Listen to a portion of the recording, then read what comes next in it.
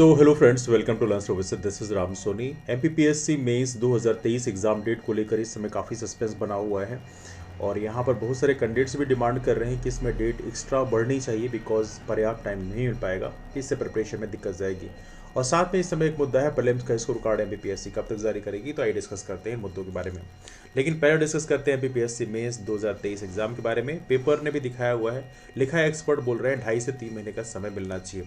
देखिए वैसे देखा है तो 2.5 से 3 महीने का समय लगभग उसी रेंज में मिला हुआ है। जैसे यदि आप कैलेंडर आप देखोगे तो राज्य सेवा प्रारंभिक परीक्षा 2023 की डेट थी 17/12/2023, मतलब 17 दिसंबर को एग्जाम कराया गया था।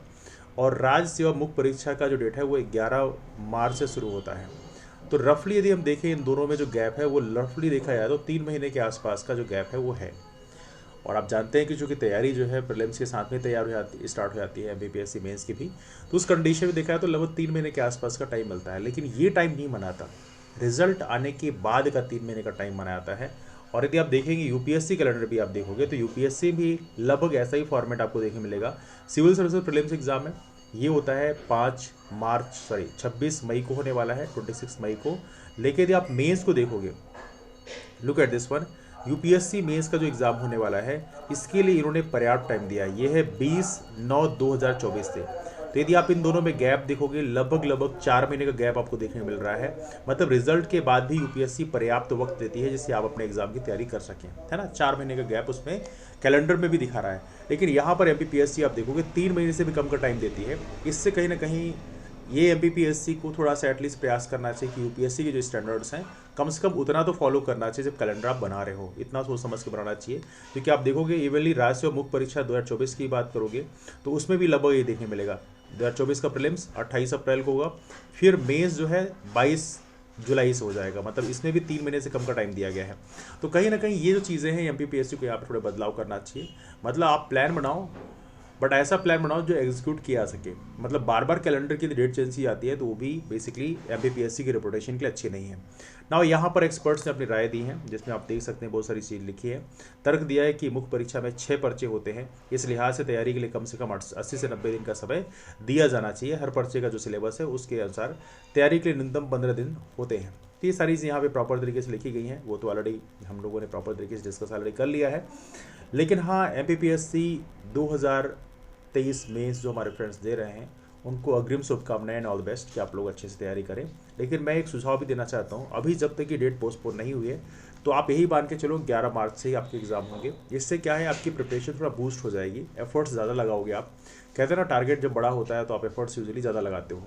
तो इस हिसाब से आप थोड़ी तैयारी करो और बाद में एग्जाम डेट पोस्टपोन आती है तो आपको बोनस टाइम मिल जाएगा। तो इस हिसाब से मेंटलिटी बना के आप तैयारी करिए। लेकिन सबसे इंपॉर्टेंट है आंसर राइटिंग प्रॉपर तरीके से कंसिस्टेंटली करिए। सारा खेल आंसर राइटिंग का है। जितनी बढ़िया आंसर राइटिंग करोगे उतना बढ़िया आपका परफॉर्मेंस होगा। मैंने पहले ही बोला था, गाने की लिरिक्स आने से बढ़िया गाना आप नहीं गा पाओगे। वैसे ही नॉलेज बहुत ज़्यादा होने से आप अच्छा आंसर लिख पाओ इसकी गारंटी नहीं है यदि आपने आंसर राइटिंग प्रैक्टिस नहीं करी है। इसलिए मेरा कहना है कि आंसर राइटिंग प्रैक्टिस को प्रॉपर शिद्दत से करिए और इवनली एमपीपीएससी 2024 प्रीलिम्स की भी तैयारी प्रॉपर तरीके से आप करिए। मैं हमेशा ही कहता आया हूँ कि एक ही सोर्स को रेफर करिए, बार बार रिवाइज करिए। लेकिन इन केस मान लीजिए आपका सिलेबस कंप्लीट नहीं हुआ है, जो हमारे फ्रेंड्स ऐसे हैं जो एमपीपीएससी 2024 की तैयारी कर रहे हैं, उनके लिए मैं कहना चाहूँगा आप लोगों के लिए बैच लॉन्च किया है। 11 जनवरी से ऑलरेडी चल रहा है ये बैच। इस समय फरवरी का विशेष ऑफर भी चल रहा है तो इसका बेनिफिट आप ले सकते हैं। इस नंबर पे, दिए गए नंबर पे आप यहाँ पर मैसेज कर सकते हैं एमपीपीएससी 2024 के लिए। तो ये सारी बैच भी आपके लिए उपलब्ध है। लेकिन मैं फिर आपसे कहना चाहता हूँ कि यदि इन केस आपने ऑलरेडी सिलेबस कंप्लीट कर रखा है तो जो भी आपने पढ़ रखा है उसी को रिवाइज करिए बार बार। आपको यहाँ वहाँ बहुत ज़्यादा भटकने की जरूरत नहीं है। एक और यहाँ पर पॉइंट है जो मैं डिस्कस करना चाहता हूँ, प्रीलिम्स का स्कोर कार्ड कब तक आएगा। देखिए ये बहुत सारे मैसेज इस समय हमें आ चुके हैं कि प्रीलिम्स का स्कोर कार्ड एमपीपीएससी ने अभी तक जारी नहीं किया तो कब जारी करेगा। देखिए इसके लिए मैं बता दूं, एमपीपीएससी प्रीलिम्स के अलावा कोई भी और एग्जाम का स्कोर कार्ड यूजुअली एमपीपीएससी जारी नहीं करती है, चाहे वो इंजीनियरिंग सर्विसेज का हो, चाहे डेंटल सर्जन, बहुत सारे एग्जाम में भी होते आए हैं जिसमें स्कोर कार्ड जारी नहीं करती है। तो इस बार ऐसा लग रहा है कि लगता है उसी के नक्शे कदम पे प्रीलिम्स का भी स्कोर कार्ड जारी नहीं करेगी। हालांकि सिविल सर्विसेज एक प्राइम एग्जाम होता है, एमपीपीएससी का जो मेन एग्जाम सिविल सर्विस होता है, तो एमपीपीएससी को चाहिए कि प्रीलिम्स का स्कोर अब तक जारी कर दे। एटलीस्ट लोगों को अपने असेसमेंट करने में आसानी होती है। जो कई बार ये भी होता है, देखा जाता है कि basically that is also one of the problem कि कई बार क्या होता है कि कुछ कैंडिडेट्स ऐसे होते हैं जो बेसिकली क्वेश्चन पेपर में टिक नहीं करते, है ना। तो असेसमेंट करने में फिर दिक्कत होती है। That is also one of the problem कि कितने उनके नंबर आ रहे हैं। जब नंबर जितने आएंगे उसके हिसाब से फिर वो अगले एग्ज़ाम की तैयारी करते हैं। तो हालांकि अधिकांश लोग हल्का हल्का टिक करके रखते हैं, लेकिन फिर भी MPPSC अपने प्रॉपर तरीके से उसमें लिख के रखती है अपने पेपर में कि आप जो है पेपर में किसी भी तरह से मार्क नहीं करेंगे बीच में, मतलब लास्ट में आप कर सकते हैं लेकिन बीच में नहीं करेंगे। तो उसके चलते कुछ लोग मार्क नहीं करते, तो उसके चलते फिर स्कोर उन्हें कैलकुलेट करने में हल्की दिक्कत जाती है। हालांकि स्कोर लगभग सभी लोग कैलकुलेट अपना कर लेते हैं कितने क्वेश्चन क्या कैसे किए हैं, लेकिन फिर भी कुछ लोगों को दिक्कत जाती है। तो यदि स्कोर कार्ड जारी कर दिया जाएगा तो असेसमेंट करने में आसानी होती है कि हाँ मेरे इतने नंबर आए हैं, गैप इतना ज़्यादा है, तो आने वाले कल में हमें इतना परफॉर्म करना पड़ेगा, है ना। तो इस तरह से MPPSC स्कोर कार्ड जारी कर देगी तो अच्छी बात होगी। तो MPPSC को as early as possible score card जारी कर देना चाहिए, अननेसेसरी डिले उसमें नहीं करना चाहिए। हालांकि मुझे पता है कि उसके लिए एक अलग पूरा सॉफ्टवेयर सिस्टम डेवलप करना पड़ता है, पूरा सिस्टम होता है उसे डेवलप करना पड़ता है, टेक्स टाइम कंज्यूमिंग प्रोसेस है, लेकिन फिर भी MPPSC को चाहिए कि इसको ज़रूर score card as early as possible उपलब्ध कराएं। ये हमारी आपसे गुजारिश भी है।